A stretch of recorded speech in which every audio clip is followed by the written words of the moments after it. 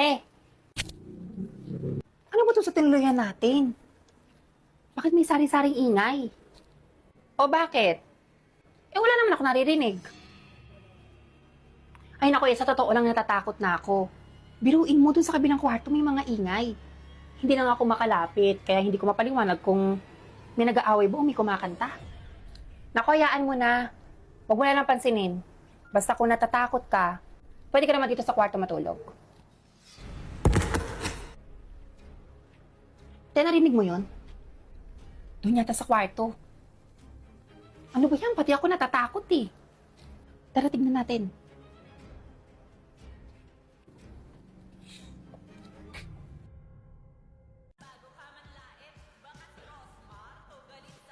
May kumakanta eh.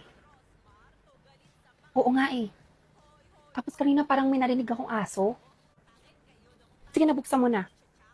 Baka mamaya may ibang tao dyan eh.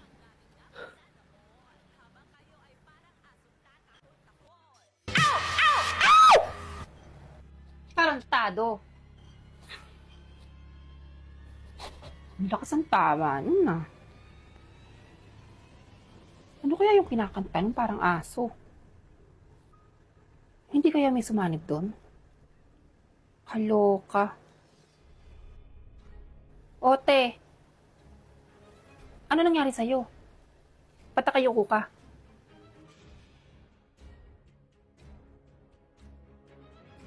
Lo? Te, sinasanibang ka? Tok, tok, tok. Ako'y kumakatok. Ha, ha, ha. Ako'y nagtatawa. L-O-V-E na na na. Sobrang gwapo. Ha, ha, ha. Titirahin na kita. Eto na, eto na. Aray ko!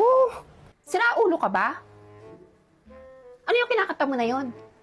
Huwag mo sabihin sinanibang ka din dahil wala naman demonyo kumakanta. Nakita ko lang kasi sa FB yon. Ito naman, hindi mabiro. Ay, nako. Kakaloka.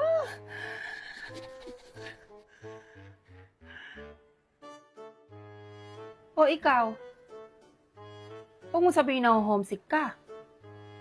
Abi, kayo nakapatahimik nung nasa biyahe pa lang tayo. Okay ka lang ba? Ako'y tahimik lang sa umpisa.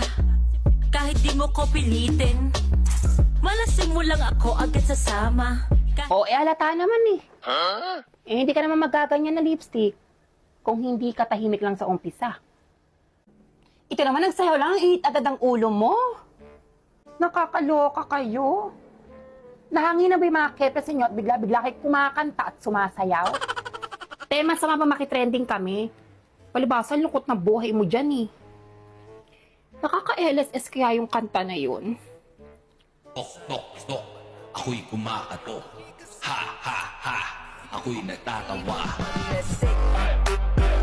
Ako'y nagtatawa. L-O-V-E na na na. Sobrang gwapo. Ha, titirahin na kita. Eto na, eto na. Ako'y kumakanta. Te, okay ka lang? Okay lang kaya siya?